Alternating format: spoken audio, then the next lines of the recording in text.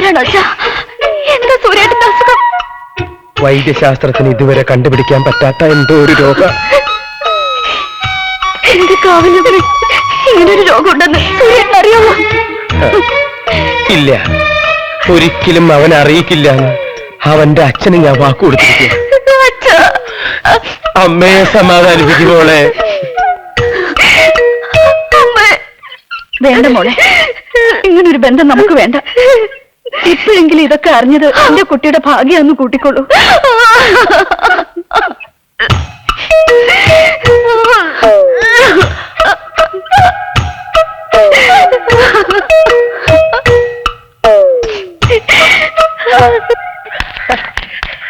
എന്താ നമ്മുടെ നീ ഓടണേ? ഞാനൊരു കല്യാണം കഴിക്കാൻ പോവാ, താൻ പോരണോ? എവിടെയെങ്കിലും ഒരു നല്ല കാര്യത്തിന് പോയാൽ അപ്പൊ ഈ പണ്ടാറ ചെണ്ടയിട്ട് വരും. ഇതാണ് തട്ടി പിടിക്കുന്നത്. ഓ, ക്ലാസ്സും കഴിഞ്ഞ് ഞാൻ എത്ര നേരം ബസ് സ്റ്റോപ്പിൽ കുത്തിപ്പിടിച്ചതെന്ന് അറിയോ? സോറി അഖില, കമ്പ്യൂട്ടർ സെന്ററിൽ നിന്ന് ഇറങ്ങിയപ്പോ വൈകി. എല്ലാം ഇതിൽ എഴുതിയിട്ടുണ്ട്. ഈശ്വരി അമ്മാവൻ മാറിക്കടോ. അച്ഛനുണ്ടോ ഇവിടെ? ഞാൻ ക്ലാസ്സിൽ നിന്ന് വരുന്ന വഴിയാ.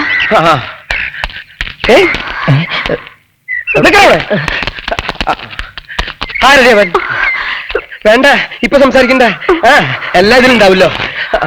എല്ലാ പിള്ളേരും കുഴപ്പമില്ലപ്പോ അല്ലേ? കുട്ടി പേടിക്കണ്ട, അമ്മാവൻ കൊണ്ടുപോയത് എന്റെ അച്ഛന്റെ കഷായത്തിന്റെ ലിസ്റ്റാ. ഇതാ ശരിക്കുള്ള ലവ് ലെറ്റർ. ശരിക്കുള്ള നിങ്ങൾ തന്നേക്ക് മോനെ. എന്താ ഏട്ടാ? അളിയൻ എവിടെ? ദേ അപ്പുറത്തുണ്ട്. എന്താ ഏട്ടാ ഇത്ര സന്തോഷത്തില്? 10 ലക്ഷത്തിന്റെ പോളിസിയുടെ കാര്യം പറയാനാ. അളിയാ, എന്താ അവന്റെ കഥ കഴിഞ്ഞോ? ഇല്ല, പക്ഷെ അധികം വൈകാതെ തീരും. അപ്പൊ നമ്മൾ വെച്ച കെണി ഏറ്റു. അതേറ്റില്ല. നിക്കക്കള്ളി ഇല്ലാതെ വന്നപ്പോ ഞാൻ സത്യം പറയാൻ തുടങ്ങിയതാ. കാവിലമ്മ രക്ഷിച്ചു. ഇപ്പൊ കഥ വേറെ വഴിക്ക് തിരിഞ്ഞിരിക്കുക. ഏത് വഴിക്ക്? അവന് ദീർഘായുസില്ലാന്നും ഏത് സമയത്തും മരിക്കാവുന്ന ഒരു രോഗിയാണെന്നും ഞാൻ പറഞ്ഞു. സുമക്കുട്ടിന്റെ ഏവകയും ഞെട്ടിരിക്കുക. നേരാണോ? അച്ഛനാണ് നേര്. അപ്പൊ അവന്റെ അനുരാഗത്തിന്റെ ആദ്യ ഞരമ്പ് തന്നെ കട്ടായി. ഇനി അവന് തൂങ്ങാനുള്ള കയറ് നമുക്ക് അവനെ കൊണ്ട് തന്നെ പിരിപ്പിക്കാം.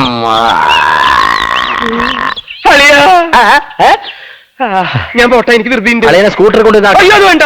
അളിയ, ഞാൻ സ്കൂട്ടർ കൊണ്ടുവിടാം. അത് മാത്രം പറയാം. അളിയ, അത് മാത്രം ഞാൻ കൊണ്ടുവിടാം. വേണ്ട. എന്റെ സൂര്യേട്ടൻ ഒന്നും പറ്റില്ല ദേവി. അപ്പൊ എല്ലാം പറഞ്ഞതുപോലെ. പിന്നെ കരിമരുന്നിന്റെ കാര്യം അത് ആലക്കയെ തന്നെ ഏൽപ്പിച്ചാ മതി. അത് പിന്നെ അങ്ങനെയല്ലേ ഉള്ളൂ. മോളെന്താ ഒറ്റയ്ക്ക്? സൂര്യേട്ടനൊരു പുഷ്പാഞ്ജലി കഴിക്കാച്ച് വന്നതാ. നിങ്ങൾ നടന്ന് ഞാൻ വരാം. ശരി. നമ്മൾ കൊതിച്ചത് കിട്ടണമെന്നില്ല, വിധിച്ചതേ കിട്ടൂ. എന്റെ മോള് വിഷമിക്കണ്ട. ദീർഘായുസുള്ള നല്ലൊരു പയ്യനെ അച്ഛൻ കൊണ്ടുവരും. മനസ്സിന് ഇഷ്ടമല്ലാത്ത ഒരാളുടെ കൂടെ 12 കൊല്ലം ജീവിക്കുന്നതിലും നല്ലത് ഇഷ്ടമുള്ള ഒരാളുടെ കൂടെ ഒരു ദിവസം ജീവിക്കുന്നതല്ലേ അച്ഛ. അച്ഛൻ ഞങ്ങളുടെ വിവാഹം എത്രയും വേഗം നടത്തി തരണം.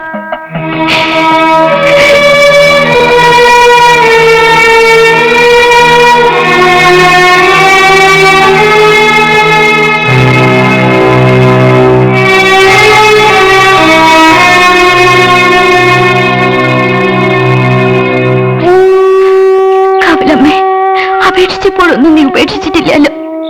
സൂര്യേട്ടന്റെ അസുഖം നീ മാറ്റണം, ദീർഘായുസ് കൊടുക്കണം. ഹലോ, അമ്പലവും കാവും ഒക്കെ ആയിട്ട് കുറച്ചു ദിവസമായിട്ട് ആളെ കാണാൻ കിട്ടുന്നില്ലല്ലോ. എന്തുപറ്റി? പരദൈവങ്ങളോട് ഇത്തിരി പരാതി പറയായിരുന്നു. മാൻ പ്രപ്പോസസ് ഗോഡ് ഡിസ്പോസസ് എന്നല്ലേ? നമുക്ക് അപേക്ഷിക്കാനല്ലേ പറ്റൂ. നിശ്ചയിക്കേണ്ടത് ഈശ്വരനല്ലേ? അപേക്ഷിച്ച കേൾക്കുവോ? കേൾക്കും. വിളിച്ചാ വെളിപ്പുറത്ത് വരണവരാ. പക്ഷെ വിശ്വാസത്തോടെ വിളിക്കണം. അതിര് കിടന്ന് ആരെയും വിശ്വസിക്കുകയോ സ്നേഹിക്കുകയോ ചെയ്യരുത്. സ്നേഹം എന്ന് വിശ്വാസം എന്നൊക്കെ പറയുന്നത് ഒരു നൂൽപ്പാലം പോലെ പൊട്ടി വീഴാൻ ഒരു നിമിഷം മതി. അങ്ങനെ പൊട്ടിയാ എല്ലാം നഷ്ടപ്പെട്ടതുപോലാവും. ജീവിതം തന്നെ വേണ്ടാന്ന് തോന്നും. എന്താ ഇങ്ങനൊക്കെ പറയണേ? ഞാൻ എപ്പോഴും അങ്ങനെ വിജയത്തെക്കുറിച്ച് മാത്രമല്ല തോൽവിയെക്കുറിച്ചും ചിന്തിക്കും.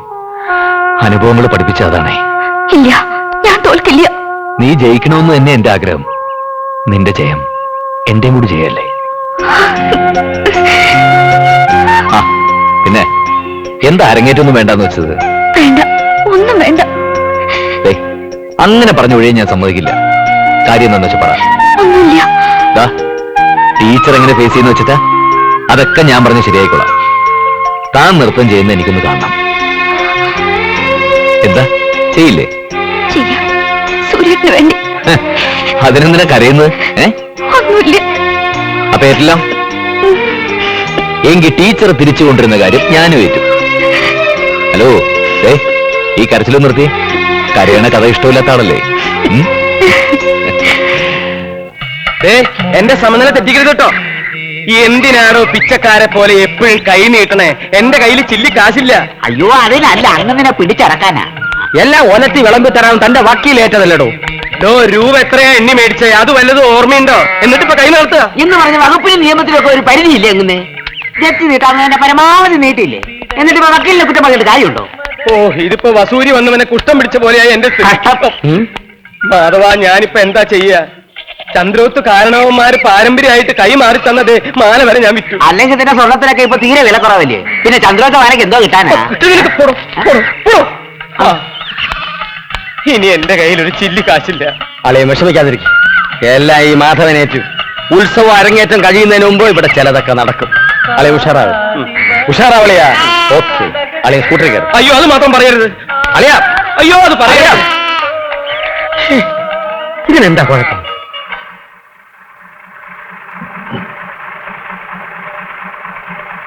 ഇത് പാക്ക് ചെയ്തോളൂ. വേറെന്തെങ്കിലും വേണ്ട. നടക്കാവ് നടമുട്ട മാനേകര വാനേകര ആരെങ്കിലും കയറേ. നടക്കാവ് നടമുട്ട മാനേകര വാനേകര ആരെങ്കിലും ആരെങ്കിലും വണ്ടി പുറപ്പെടാൻ പോയ സൂര്യനല്ലേ? അതെ സാർ. എന്നാലാ വണ്ടിയുടെ പുറകെ വിട്. പെട്ടെന്ന് പോട്ടെ, വേഗം പോട്ടെ.